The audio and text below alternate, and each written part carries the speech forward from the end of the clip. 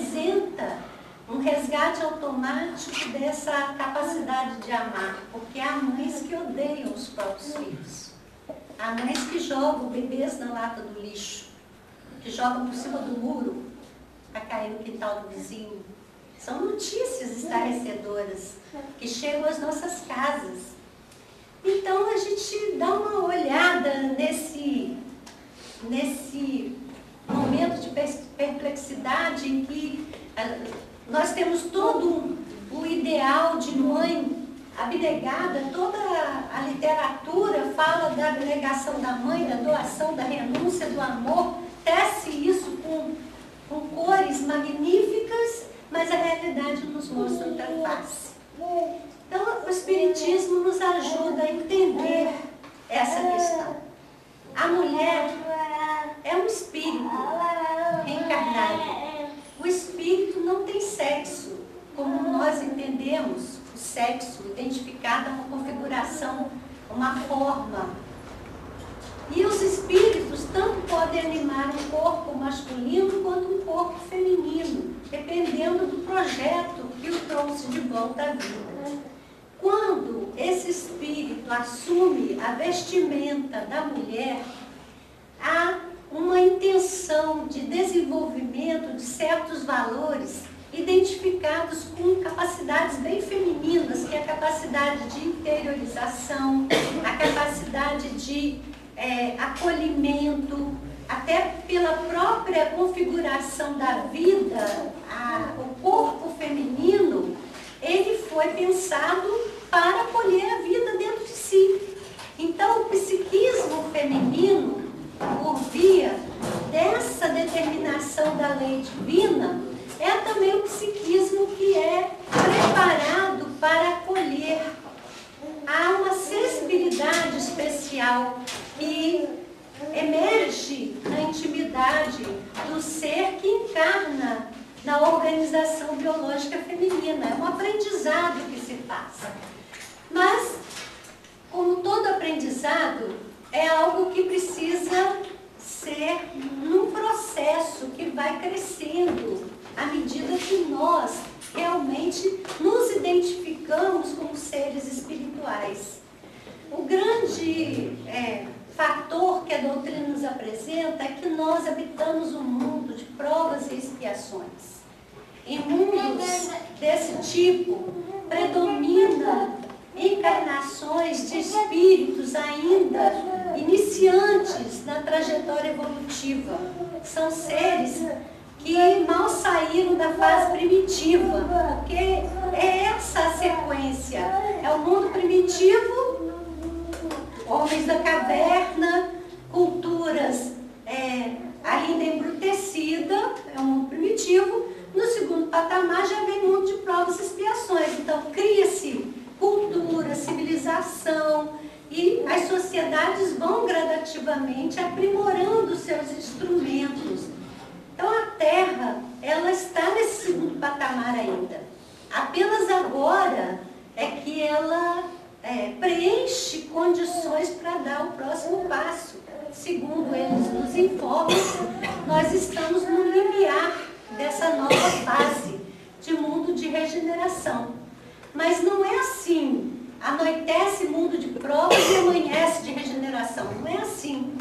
São coisas do mundo de regeneração já estão presentes no cenário, mas ainda não logram uma predominância. A predominância ainda é da encarnação de espíritos identificados com as inferioridades que nos caracterizam, o egoísmo, o orgulho, a vaidade.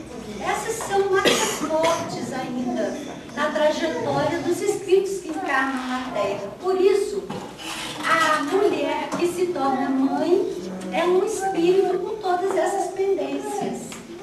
Ora, é da natureza que, por instinto, a fêmea defenda a sua cria.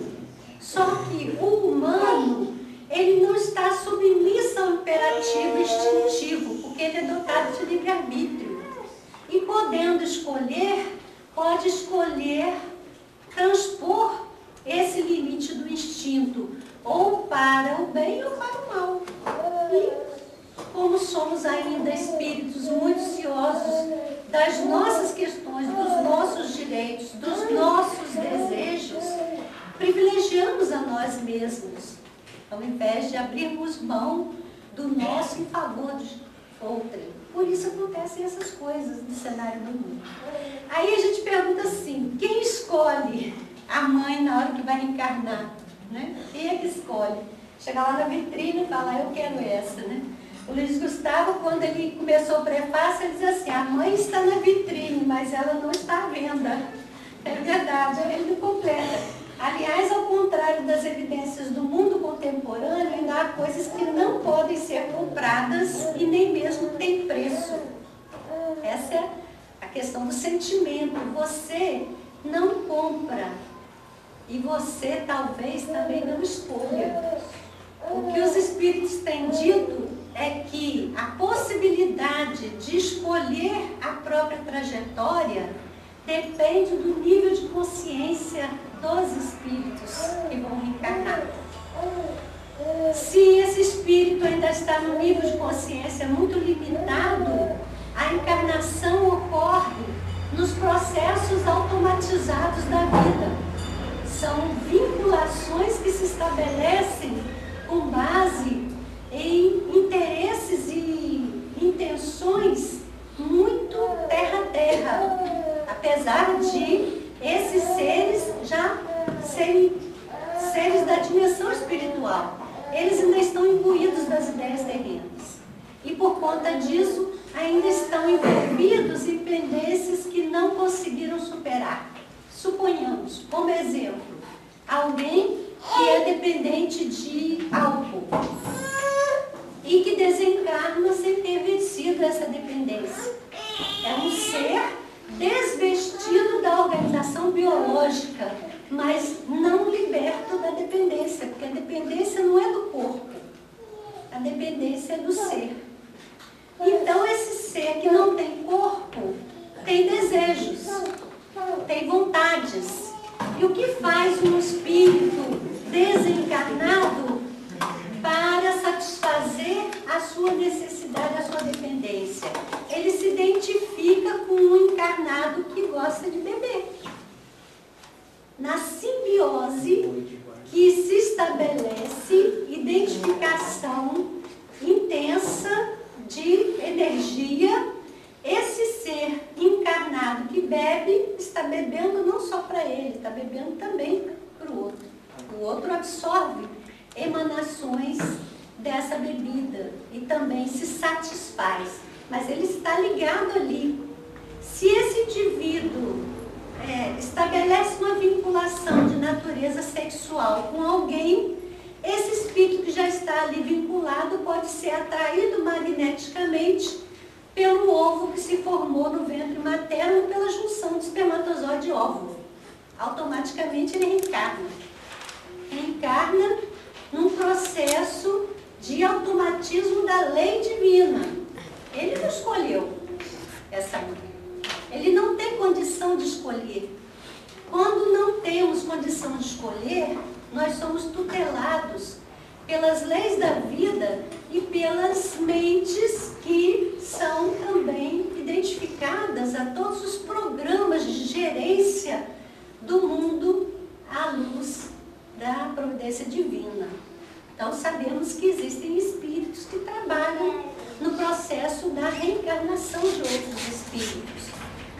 Então, esse é um caso, assim, o extremo da inconsciência. O indivíduo está ali acoplado no processo de satisfação de uma necessidade que não deveria mais existir, porque ele não tem mais corpo. Então, é algo totalmente envolvido num programa de pendência de precariedade.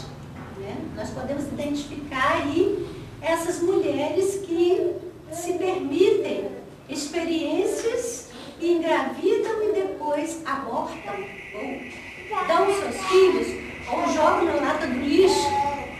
Mas a vida, ela está apostando na nossa capacidade de superação. A idealização divina é sempre que, ao acontecer com a mulher o processo gestacional, Então, desperte nela pelo menos a força instintiva que manda defender a cria. Pelo menos isso. Mas nós subvertemos até a força do instinto para um lado negativo. Naturalmente, nos enredamos em processos de sofrimento para o despertar da consciência. Ninguém foge da lei. Então, os espíritos que podem escolher são seres de um nível maior de consciência. Já estão adaptados à realidade espiritual, já estão num programa de autoaprimoramento e aí percebem a própria necessidade de retornar ao cenário da vida. São tutelados por outros que veem mais à frente e indicam o núcleo em que esse espírito deverá retornar. Um processo de seleção da melhor perspectiva para que o projeto dê certo. Então a ideia é sempre para frente, para o alto, para cima. A esperança é sempre que as pessoas se superem e consigam estabelecer esse vínculo de natureza profunda, já que a fusão perispiritual é bastante intensa. E aí nós também descobrimos um outro fator interessante nas pesquisas que fizemos. Alguns pensadores, alguns cientistas chegam a afirmar que o nosso temperamento se deve, em grande parte, à genética. Tem uns que dão uma proporção assustadora. Quer dizer, 5% do que você é resulta da educação que você recebeu. 95% dos genes que você recebeu. Isso é uma visão identificada nesse momento do progresso da humanidade. Só que o Espiritismo nos traz algumas luzes. Essa questão, ela resulta de uma avaliação adequada que a ciência faz. Mas nós não podemos desconsiderar que ligação espírito-corpo é uma ligação que tem mão dupla. Quer dizer, o corpo, ele é um elemento que vai impor-se ao espírito.